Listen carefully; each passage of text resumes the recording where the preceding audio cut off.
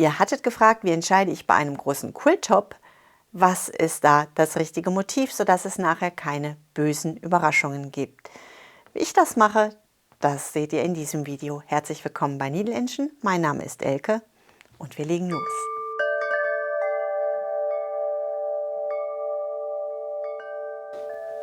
Mein Tropenhaus-Quilt hat unterschiedliche Bereiche.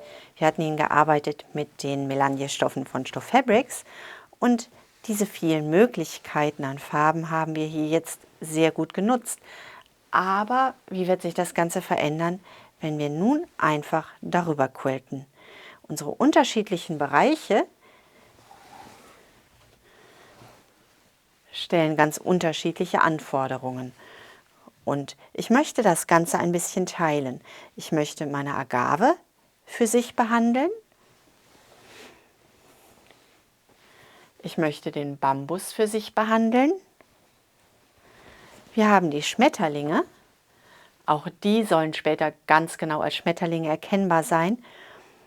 Wir haben unsere extra gearbeiteten Elemente, die sehr schön herausstechen sollen. Und wir haben unseren Hintergrund. Grün ist die Hauptfarbe von unserem Quilt. Wir haben jede Menge grüne Flächen und wir haben nicht unterschiedliche Grüntöne gewählt, sondern einen Grünton für alle Flächen. Und dieser eine Grünton, der soll nun mit anderen Grüntönen gequiltet werden, sodass er ein Blätterdach gibt. Also möchte ich zunächst ein All-Over-Design haben, das ich zwischen alle meine verarbeiteten Motive setzen kann. Zunächst einmal, wie habe ich mir mein Design vorgestellt? Ich nehme mir eine Folie und ich zeichne einmal mit euch gemeinsam meine Designidee auf. Ich möchte ein Blätterdach haben, also brauche ich zunächst einmal eine Blattform. Ich möchte weg von dem typischen Rankenmotiv. Ich möchte ein Ornament erzeugen. Das heißt, aus meinem Blatt arbeite ich ein Ornament. Die Frage, die wir auch für uns klären müssen, ist, wie groß darf unser Motiv werden? Mit welcher Maschine quilten wir? Wenn wir unter der Maschine wenig Raum haben und wir nehmen weit ausschweifende Motive, dann wird unsere Linie sehr schnell sehr zackig werden. Je mehr Raum wir unter der Maschine haben, je lockerer und großflächiger können wir auch ein Motiv arbeiten. Mein Blatt soll keine zu großen freien Flächen bekommen. Das heißt, ich gebe meinem Blatt ein bisschen Struktur. Und das ist mein erstes Blatt. Damit das Ganze ein flächiges Muster ergibt, möchte ich andere Blätter dazusetzen, damit ich die Möglichkeit habe, Wanderstiche zu setzen von einem Blatt zum nächsten und jedes Blatt nachher in meinem Ornament auch noch gut sichtbar ist, setzen wir eine Echolinie um unser Blatt.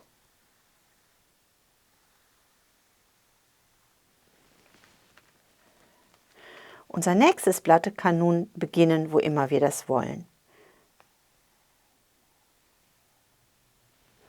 Unser nächstes Blatt. Wir möchten bei unserem Blatt immer aus der Blattmitte starten. Wir möchten ja ein nachvollziehbares Design bekommen. Das heißt, hier wandere ich einmal zurück zu meiner Blattmitte. Mein Blatt soll abwechslungsreich werden. Es soll die Themen enthalten, aber es soll nicht immer genau gleich aussehen. Das heißt, mein zweites Blatt ändere ich ein bisschen. Hier setzen wir auch wieder unsere Spiralen an, damit das Ganze vom Blatt weg zur ornamentalen Form kommt.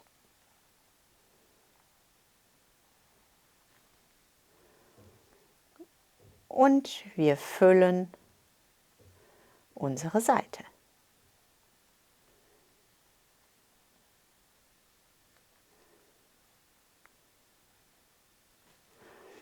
Auch dieses Blatt möchten wir wieder für sich stehen lassen können. Das heißt, wir zeichnen ein Echo. Unser nächstes Blatt kommt an unserer nächsten Stelle an.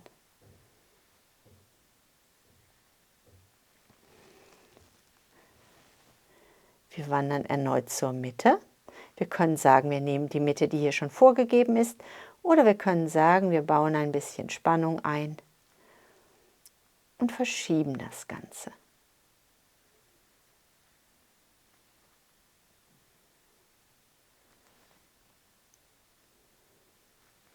Zur anderen Seite.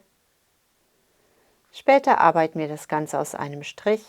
Nun möchten wir nur wissen, wird mein Motiv funktionieren. Auch hier fahren wir wieder mit einer Echolinie herum. Meine Mitte habe ich hier kleiner gelassen, sodass ich hier nichts mehr füllen möchte. Ich kann, wenn ich möchte, hingehen und sagen, wir füllen das nochmal mit einer anderen Flamme. Oder wir lassen es ganz frei. Wir entscheiden bei jedem Blatt, wie wird die Mitte aussehen. Mein Motiv gefällt mir so sehr gut. Das Ganze möchte ich nun einmal großflächiger gestalten.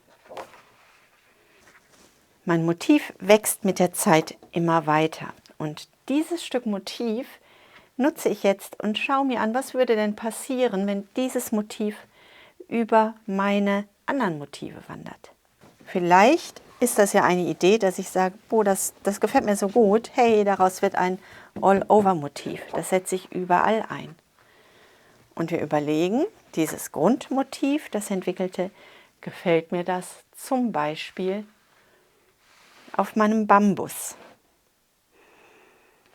Und wenn ich mir das hier auf dem Bambus anschaue, dann sehe ich, dass mein Bambus komplett verschwindet und mein Motiv gar nicht mehr ornamental und schön wirkt, sondern ich sehe nur Flächen, die viel zu dicht übereinander wandern.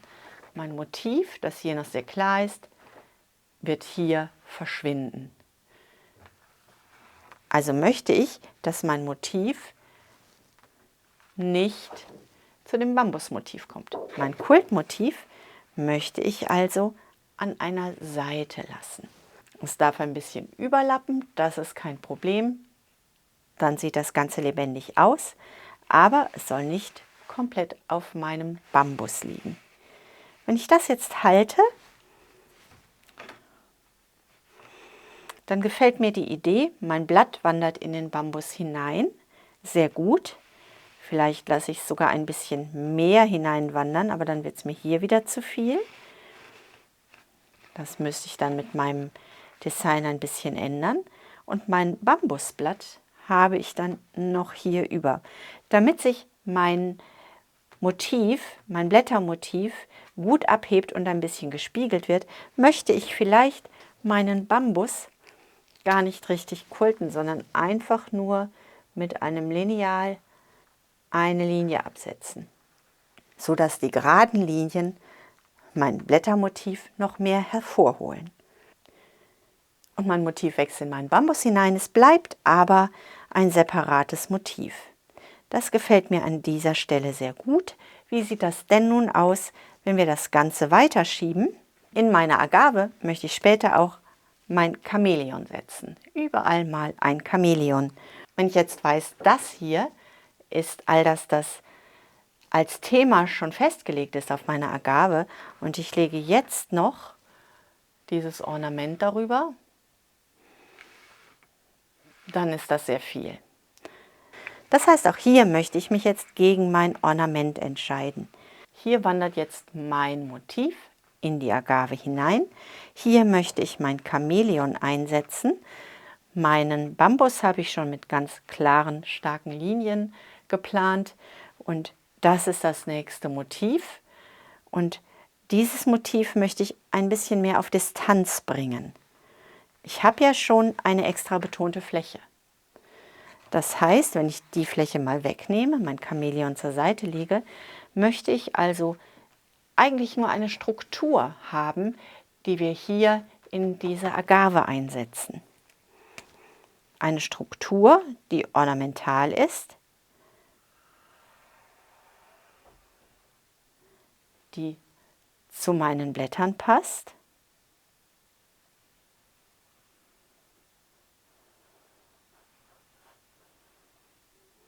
die sich aber abhebt. Ein ganz einfaches Motiv mit ganz vielen wilden Möglichkeiten. Und wenn ich hier jetzt mein Chamäleon einsetze, dann können diese geschwungenen Blätter auch dazu dienen, dass ich mein Chamäleon festhalten kann. Mein Chamäleon wird ins Motiv integriert. Wir werden all das nicht erkennen, wir werden aber ein sehr lebendiges Blättermotiv haben. Also es sieht kompliziert aus, ist dazu aber sehr anfängertauglich. Und wir haben auf den Agavenblättern einen klaren angefangenen Bogen mit Blättern, die ganz frei funktionieren. Zeichnet das Ganze so lange auf Folie auf, legt den Quilter drunter oder zeichnet das auf Papier oder in einem Malprogramm, bis ihr das Gefühl habt, das sind die Schwünge, mit denen ihr gerne arbeiten möchtet. Und wenn ihr das habt, dann treffen wir uns im nächsten Video zum Quilten. Ich wünsche euch eine wunderbare Woche, bleibt gesund und glücklich und denkt daran, was immer auch passiert, einfach weiter patchen und quilten.